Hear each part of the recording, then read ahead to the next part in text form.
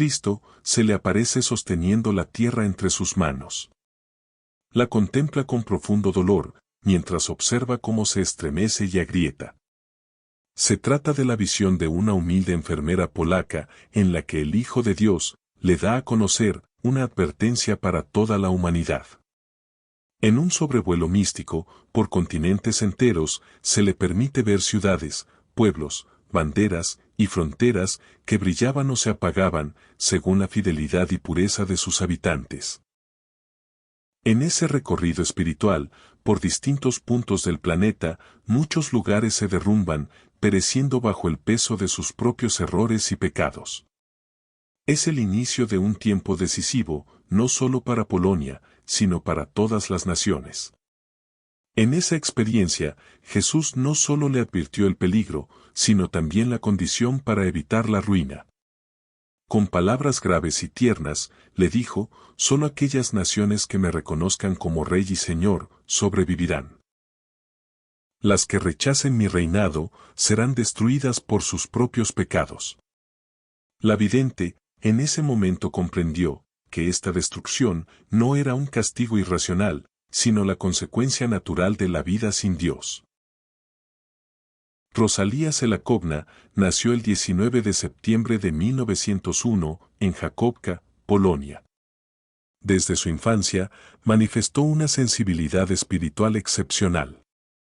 En 1907, tuvo su primer encuentro interior con Jesús y el 11 de mayo de 1911, durante su primera comunión, ofreció su voto de castidad ante el Santísimo Sacramento, mientras que la Virgen María le aseguraba que nunca la abandonaría. Allí comenzó para ella su larga y purificadora noche espiritual. Tras concluir sus estudios primarios en 1914, eligió a Santa Teresa del Niño Jesús como su patrona y a San José como su protector y guía. Entre 1915 y 1916, padeció una grave enfermedad que al 9º día de una novena a los dolores de la Madre de Dios, se curó milagrosamente. En julio de 1922, peregrinó por primera vez a Jasna Gora para pedir la voluntad de Dios en su vida. El 27 de agosto de 1924, abandonó su hogar y se trasladó a Cracovia, confiando ciegamente en la guía divina. Luego diría: nadie sabía a dónde iba, ni siquiera yo. Fui porque Dios me llamaba, y Él mismo me guiaría. Fui completamente a ciegas, confiando en Él. Salí de casa, sintiendo que Jesús estaba conmigo, y no tuve ningún temor. En abril de 1925, comenzó su servicio en el Hospital San Lázaro de Cracovia, inicialmente en varias salas, hasta que el 30 de noviembre de 1929, regresó definitivamente a la sala de enfermedades venéreas, tras una visión en la que vio al Señor Jesús flagelado, que le dijo: hija mía, te quiero aquí. Por lo tanto, obedeció sin buscar reconocimientos y dedicó el resto de su vida a cuidar a los marginados que todos ignoraban, curando llagas y cuerpos deshechos, acompañando a moribundos que nadie visitaba, y ofreciendo su vida entera por la conversión de los pecadores. Con su entrega cotidiana, convirtió lo pequeño en gesto de adoración. Ella decía que el Señor realizaba cada acto con ella, incluso el más simple, como barrer. Su vida interior estuvo marcada por revelaciones constantes. Sus confesores le pidieron que escribiera sus experiencias, y esos textos, recopilados hoy, forman parte del expediente de su causa de beatificación, iniciada el 5 de noviembre de 1996. Rosalía recibió en su intimidad instrucciones precisas sobre la vida espiritual que debía llevar y promover. Jesús le enseñó a amar la vida oculta, el olvido y el trabajo que no tiene reconocimiento, ya que debía ser pisoteada, despreciada y crucificada en la experiencia diaria, siguiendo el ejemplo de su propia vida escondida en Nazaret. También le mostró simbólicamente un enorme basurero y sacó de él un gran libro, donde estaban escritas las grandes hazañas realizadas por los hombres, las que frecuentemente son admiradas por el mundo, a pesar de que fueron inspiradas por el orgullo y sin intención pura. Las páginas en blanco representaban las obras sin amor verdadero y las marcadas con letras negras, aquellas realizadas por vanagloria. En una visión que marcó profundamente su entrega el Señor, Jesús le advierte: Hija mía, sufrirás mucho. Te crucificaré dolorosamente, de una manera que solo yo conozco. La gente te despreciará y hablará mal de ti, y permitiré que esto suceda, para que Dios sea glorificado por medio de ello. No temas, porque nunca te abandonaré. Eres mía para siempre. Estas enseñanzas la condujeron a ofrecer sus dolores por la salvación de las almas en su sala de servicio. En julio de 1938, tuvo la visión central de su vida. Cristo se le apareció, sosteniendo la tierra entre sus manos, como si fuera un globo frágil, que podía desmoronarse ante el menor temblor. Y le mostró un mapa espiritual del mundo, en un sobrevuelo místico por continentes enteros, donde ciudades, pueblos, banderas y fronteras brillaban o se apagaban según la fidelidad y la pureza de sus habitantes. Rosalía contempló cómo varias naciones se hundían en una sombra profunda. Vio a Alemania cubierta por una niebla oscura, símbolo del ascenso del nazismo. Vio a Rusia, envuelta en un fuego frío sin luz, en representación del comunismo ateo, que devoraba las almas. Vio a España desgarrada por la violencia de la guerra civil, y vio también escenas simbólicas de Francia, Italia, América y Australia, como para representar que la batalla espiritual no era local, sino universal. El mensaje no era político, sino profundamente espiritual. Cristo insistía en que su reino no era de ejércitos ni de fronteras, sino de corazones, de verdad, de las familias y de la justicia. Y repetía que todo debía comenzar en cada hogar y en cada parroquia, para luego manifestarse en la vida pública. En la realidad histórica, su visión fue terriblemente premonitoria, pues un año después, en 1939, estalló la Guerra Mundial y Polonia fue invadida el 1 de septiembre de 1939. Según los testigos y textos recogidos por su confesor, Rosalía vio que aquellos países que no aceptaran el reinado de Cristo serían devastados por guerras, caos moral y oscuridad espiritual. La salvación vendrá solo cuando los pueblos se sometan al dulce y amoroso reinado de mi corazón, le dijo Jesús, quien no hablaba de un reino político, sino espiritual, basado en la conversión personal, la adoración eucarística, la purificación moral y el retorno a la fidelidad a Dios. Solo aquellas naciones que se sometan a mi reinado sobrevivirán. Jesús le mostró que Polonia tenía una misión providencial, ser la primera nación en consagrarse al reinado de Cristo y abrir el camino para otras. La confirmación pública de esta línea espiritual llegó décadas después. El 19 de noviembre de 2016, en el santuario de Lagieniki, los obispos de Polonia realizaron un acto solemne en presencia del presidente Andrzej Duda y miles de fieles.